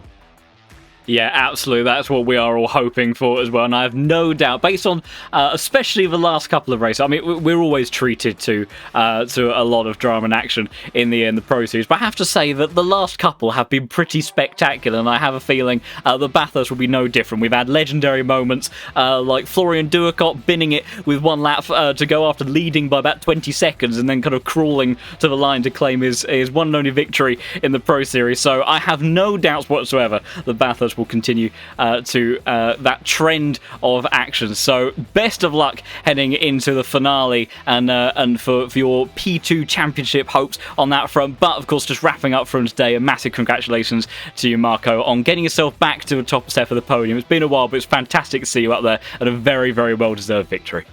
Yeah, thank you very much, and maybe see you next time here on Bathurst. I well, hope so. we would love to have you in the commentary box, if nothing else, for an interview to wrap up the season. But yeah, definitely, I think I have a feeling we could see you up at the pointy end. I hope I haven't cursed you too much. But yeah, so fingers crossed we'll see you once again, and and catch you next week then, Marco. Yeah, thank you. Ta-da. Bye. Fantastic then to hear from your championship winner and race winner from today after what has been another action-packed, drama-filled, chaotic race here in the Pro Series. It always puts on the action, and just when you think the action is over, it throws something else at you. Tinko, Niels coming together on, I think, what's the penultimate lap of the race, and then you think that although maybe in terms of a championship, it alleviates the stress for George Boothby, maybe that P2 in the standings is just starting to be a bit more cemented in place, and unfortunately Jardier gave him a bit of a nudge on the last lap and sent him around, dropped him some crucial positions which could very much come back to bite him. So we'll have to see how it all plays out. Of course, there are drop scores that apply to all of our drivers. Each driver has 2 drop scores available. This will definitely be one of them for Mr. Boothby. And Marco Bischoff, he has had some weaker rounds, but across the board, whenever he's had a good round, it's been a pretty good round, and a little bit better on average, I would say, at times than George. So it's going to be close between those two, and you know, like we said, anything can happen on the mountain. And so if Marco does come away with a good result and George doesn't have the best of races, that could very much allow Marco to jump to that second place spot in the standings, which with his debut season in the Lamborghini, I think is a pretty solid effort that he would be happy with. But before we round off from today, we will have a final look through our race results after, of course, the stewards had a rather busy time in this one. But Marco Bischoff taking the race win in the end with Grant Carekas and Marco Jonkers with that fantastic comeback on the closing lap of the race. He round out the podium. Niels ahead of Tinko with Boothby, Jardier, De Campo, Iemelo, Delfanta, Valentin Nifter, Wong, Vitschok and Edverton to the end of the top 15, with Walsingham, Frey, Ida, Briat, Vassner, Jog, Proel, Conrad, Mahoney, Oliver Hagstrom, Sundstrom, Pendant, Tobias Nur, Steckenberger, Budowski to the end of the top 30. And then rounding out the final few positions as we head over to the next page, Alwyn Manson, Luca Balconi, and then your final finishers, Jan Drexler and Jonathan Clifford, with Lobmeyer and Samir Foch unfortunately not finishing the race. And we saw Samir run into trouble in the opening lap that dropped him down the order, and really at that point it was always difficult to recover from there. So unfortunate stuff for Samir. Hopefully he can be one of the better factors upon the very likely chaos that we will have at the mountain next week. So we will have to see how he gets on, how the rest of our drivers get on to close out what has been an astonishing season. But for today then, that will be it. Thank you everybody so much for the incredible support during this stream. We are at 478 followers. We could even hit 500 before we get to the race next week. How incredible is that? And if you want to relive all of the chaos and action, because there's been a lot of it, then also do head over to the YouTube channel as well, where the VOD